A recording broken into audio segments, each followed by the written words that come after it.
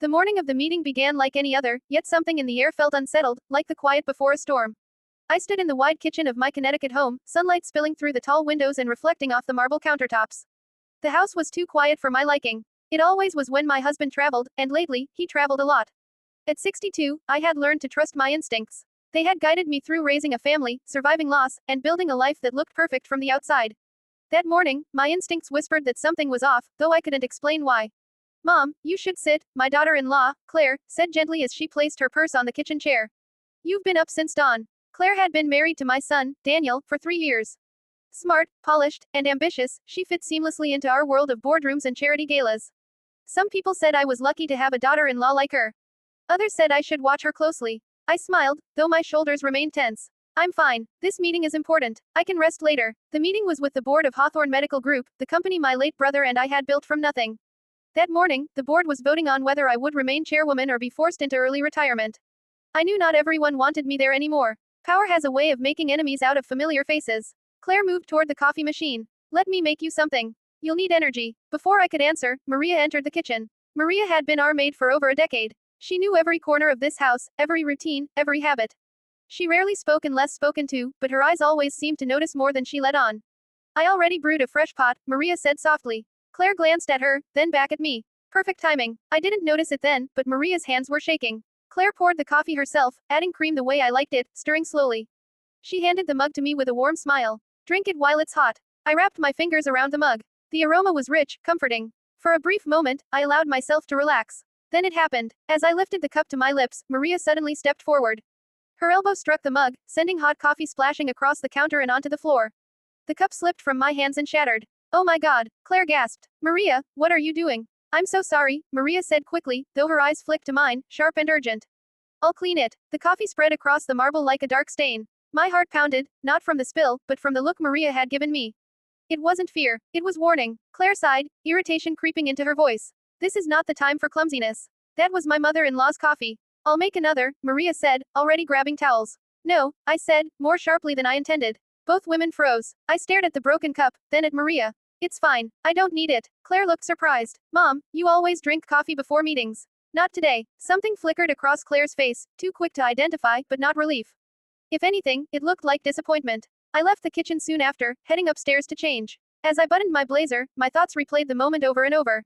Maria had never been careless. Not once in 10 years. Downstairs, voices murmured. I paused at the top of the staircase. "I told you to wait," Claire said in a low voice. "I couldn't," Maria replied. "It was now or never." "You don't know what you're talking about." "I know enough." Silence followed. My pulse raced. When I descended the stairs, both women turned toward me, expressions carefully neutral. The drive to the office felt longer than usual. Traffic crawled, and my phone buzzed non-stop with messages from board members. Some encouraging, others coldly formal. At the office, the meeting room buzzed with tension. Polite smiles hid sharp intentions. I took my seat at the head of the table, feeling suddenly alert in a way I hadn't felt in years. Halfway through the meeting, something strange happened. One of the board members, Richard Lowell, began coughing violently. His face flushed, his hands shaking as he reached for water. The room erupted into concern as staff rushed to help him. Later, we learned Richard had been rushed to the hospital. The cause: acute poisoning from something he had ingested that morning, his coffee. A chill ran through me as the realization hit. The mug, the spill, Maria's eyes. If I had taken even one sip. The meeting was postponed, and I returned home in a fog. Maria was waiting in the kitchen when I arrived. "You knew," I said quietly. She nodded. I saw her pour something into the cup. I didn't know what it was, but I knew it wasn't right. My knees nearly gave out. "Why didn't you say something?" "Because she would deny it." "And then what?" "You'd still drink it tomorrow." Tears filled my eyes. "You saved my life." Before Maria could respond, Claire entered the room. "What's going on?" she asked, her voice tight. I turned to her, seeing her clearly for the first time, not as my son's wife, not as family, but as a stranger standing too close. "We need to talk," I said. And in that moment, I understood one terrifying truth. The meeting wasn't the real danger. It was my own family. The silence after my words felt heavier than any accusation. Claire's eyes flicked from me to Maria, her jaw tightening just slightly before she smoothed her expression into something almost convincing. "Talk about what?" she asked. "You look exhausted." "Today was stressful." Maria lowered her gaze and stepped back, but she didn't leave. That alone told me how serious this was. Maria never lingered unless she had to. "I heard you earlier," I said calmly. "On the stairs." Claire's posture stiffened. "You were listening." "I was walking in my own home." A thin smile appeared on her lips. "Then you know nothing was meant the way it sounded." I didn't respond. I watched her hands instead. They were clenched. Claire was always composed, too composed. She had mastered control the way others mastered small talk. I want Maria to stay, I said. Claire's eyes widened for a fraction of a second. Why? She already made a mess this morning. Maria finally spoke. Ma'am, I can explain. I know, I said softly. And you will. Claire, you can go. Her smile vanished. Excuse me, this doesn't concern you. Claire laughed lightly, but there was no warmth in it. I'm your daughter-in-law. Anything that concerns you concerns me. I met her gaze fully now. Not everything. For a moment, I thought she might argue. Instead, she turned sharply and walked out, her heels striking the floor with deliberate force. The front door closed a second later. Maria exhaled shakily. She's dangerous. I sat at the table, suddenly feeling every one of my years.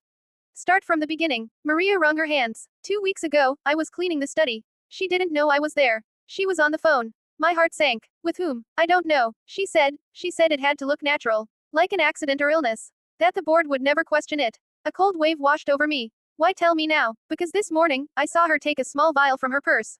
Clear liquid. No smell. She poured it into the coffee while smiling at you. I closed my eyes. The room seemed to tilt. And Daniel, Maria, hesitated. I don't think he knows. Or if he does, he pretends not to. That hurt more than the poison ever could. That night, I barely slept. Every sound made me flinch. I replayed memories, Claire insisting on handling my schedule, recommending doctors, even suggesting I cut back on work.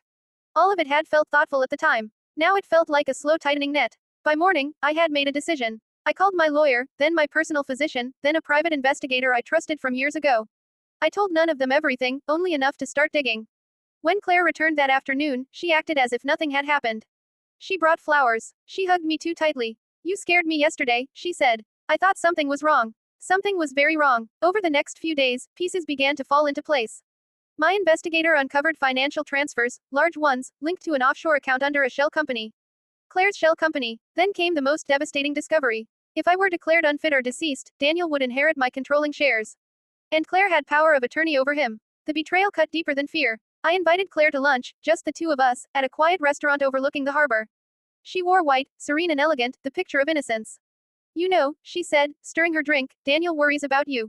He thinks you work too hard. I'm sure he does. You should let go. Enjoy life. I leaned forward. Why now? She didn't pretend to misunderstand. Her eyes hardened. Because the world belongs to those willing to take it. Even from family. Especially from family, she replied calmly. My breath caught. You tried to kill me. She smiled faintly. No, I tried to protect my future. I stood up. This conversation is over. As I walked away, my phone buzzed. A message from my investigator. She's been in contact with a pharmaceutical supplier. Experimental compounds. Untraceable in small doses. I drove home shaking, knowing one thing for certain. Claire wouldn't stop. And next time, there might not be a maid nearby to save my life. By the time I pulled into my driveway, the sun was already setting, painting the sky in soft shades of orange and gray. My home, once a place of comfort, now felt like a beautifully decorated trap. Every window, every doorway made me wonder who was watching and who could be trusted. Maria was waiting inside, her face tense. She came back, she said quietly. Your daughter-in-law. She went straight to the study. My heart skipped. How long ago? 10 minutes. I didn't hesitate. I handed Maria my phone. If you hear shouting, call the police. I walked toward the study, my footsteps steady even though my insides felt anything but. Claire stood near my desk, flipping through a folder as if she belonged there. You really should lock important documents, she said without looking up. Those documents belong to me. She turned slowly, her smile measured. For now, I closed the door behind me. You're getting careless. She laughed softly. You're getting paranoid. I know about the accounts, I said. The shell company. The transfers. Her eyes darkened, but she didn't deny it. Money is power. You taught us that. I taught you integrity. No, she snapped. You taught me survival. For the first time, her mask cracked. I saw resentment, years of swallowed envy, of waiting in the shadow of a woman she thought should have stepped aside. You married my son, I said. You had everything. I had access, she corrected. Not control. I stepped closer. And poisoning me would give you control. She tilted her head. Illness would. Confusion. A gradual decline. Nobody questions nature. My chest tightened. You're sick. No, she said calmly. I'm prepared. Before I could respond, the sound of footsteps echoed in the hallway. Daniel. He entered the room, his eyes darting between us. What's going on? Claire's expression shifted instantly. Your mother's accusing me of horrible things. I met my son's gaze, searching for the boy I raised. Daniel, I need you to listen carefully. Claire grabbed his arm. She's under stress. The board. She's imagining threats. I pulled out my phone and played the recording, Maria's voice, the investigator's findings, Claire's own words from lunch. The color drained from Daniel's face. Claire, he whispered. Is this true? She released him slowly. I did it for us. For us. His voice broke. They would have pushed her out anyway, she said. I just sped things up. Daniel stepped back as if she were a stranger. You could have killed her. I didn't, she replied coolly. And now she's fine. I felt something inside me harden. Get out. Claire stared at me, disbelief flickering across her face. You think this is over? Yes, Daniel said firmly. It is. She laughed, a sharp, bitter sound. You're choosing her. I'm choosing what's right. Her eyes burned into mine. This isn't finished. She left that night, but peace didn't return with her absence. The investigator warned me that desperation made people reckless. I increased security, moved important documents off-site, and alerted the board discreetly. Then, a week later, Maria didn't show up for work. She never missed a day. My calls went unanswered. A knot formed in my stomach as I drove to her apartment. The door was unlocked. Inside, everything was neat, too neat. On the kitchen table lay an envelope addressed to me. Inside was a single note: she's braver than you think. But bravery has consequences. My hands trembled. I called the police immediately. Hours later, Maria was found unharmed but shaken. She'd been threatened, followed, intimidated, but she hadn't broken. She wanted me to lie, Maria said at the station. To say I imagined everything. I squeezed her hand. You did the right thing. That night, as I sat alone in my living room, another realization settled in. Claire wasn't just trying to silence witnesses. She was testing how far she could still reach. And if I didn't act soon, the next move wouldn't be subtle at all. After Maria was found, the police insisted on assigning temporary protection for both of us. 2 unmarked cars parked near the house, officers rotating quietly through 12-hour shifts. It should have made me feel safer. Instead, it reminded me how close I had come to never needing protection at all. Daniel moved back home that same night. He looked older somehow, as if betrayal had carved new lines into his face. I should have seen it, he said, sitting across from me in the living room. The control, the way she pushed herself into everything. You trusted your wife, I replied gently. That's not a crime, but ignoring the signs is, he said bitterly. The board meeting was rescheduled for the following week. This time, the stakes were higher than my position. If Claire succeeded in discrediting me, mentally unfit, paranoid, unstable, everything I'd built could still collapse. 2 days before the meeting, my lawyer called. She's filing a civil complaint, he said, claiming you're retaliating because she raised concerns about your health. I closed my eyes. Of course she is. She's good, he added. And dangerous. That night, I couldn't sleep. I sat in the kitchen long after midnight, staring at the coffee machine. The same counter, the same place where my life had nearly ended. Maria entered quietly, wrapped in a shawl. You should rest. I'm afraid if I close my eyes, I won't open them. Again, she sat across from me. Then we stay awake. There was strength in her words, and in that moment, I realized something important. Claire had underestimated one thing: loyalty. The next morning, my investigator arrived with urgency written all over his face. We traced the supplier, he said. The compound Claire obtained wasn't just experimental. It was stolen. There's a federal investigation already open. My heart pounded. Can you prove she ordered it? Yes, he said. And we have delivery timestamps. One of them matches the morning of the coffee. I felt a strange calm settle over me. Then it's time. The day of the board meeting arrived cold and gray. I entered the conference room with my head held high. Board members whispered as I took my seat. Claire was there too. She wore a dark suit, her hair perfectly styled, her expression unreadable. If I hadn't known better, I might have believed she was the victim. The chairman cleared his throat. Before we begin, there are serious allegations on the table. I agree, I said, standing. And I'd like to address them. I nodded to my lawyer, who dimmed the lights and played the recordings. The financial trails, the supplier calls, the investigator's sworn statement, Maria's testimony. The room fell silent. Claire stood abruptly. This is absurd. These are fabrications. At that moment, the doors opened. Federal agents entered calmly, badges visible. Claire Whitman, one of them said, you are under investigation for attempted poisoning, financial fraud, and obstruction. The color drained from her face. For the first time, fear cracked her composure. Daniel stood. I'm sorry, he said, his voice shaking. But I won't protect you anymore. She looked at me then, not with hatred, but disbelief.